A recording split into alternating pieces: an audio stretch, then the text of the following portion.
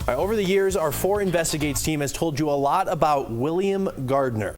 He's the Albuquerque dentist accused of faking records to line his pockets with unneeded procedures. We're talking insurance fraud, tax fraud, shoddy work, and thumbing his nose at both the state dental board and court orders. Well, now he's guilty of practicing dentistry without a license, but he's not headed to prison thanks to a plea deal that led to probation. For investigator Matt Grubbs is here. Matt, you spoke today to the special prosecutor in this case. What's the thinking behind this plea deal? Well, Ryan, the special prosecutor acknowledged today that yes, trial is always an option, but he said it's also always a risk. Michael Fricke is the special prosecutor who handled the case.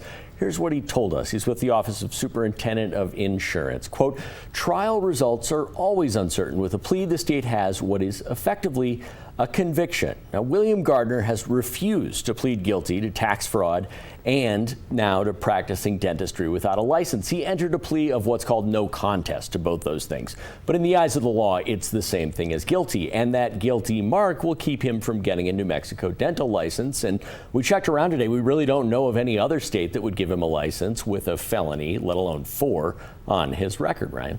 So he's facing probation, but no prison time, right? Yeah, that's correct. The deal they signed and the judge agreed to this week, it's 3 years of probation on the practicing without a license charges.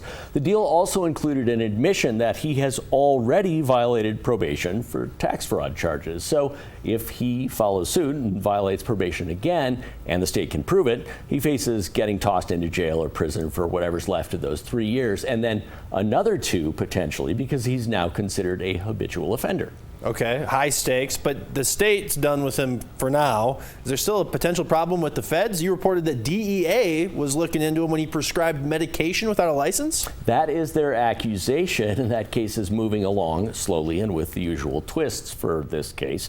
Prosecutors are really losing patience with what they tell the court is a pattern of delays.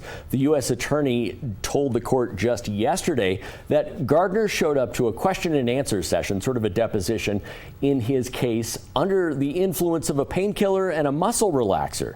The former dentist told attorneys, who, remember here, are prosecuting him for prescribing medication without a license, that he himself was not sure what medication he had taken that morning, but that it was, quote, the highest dose you can get.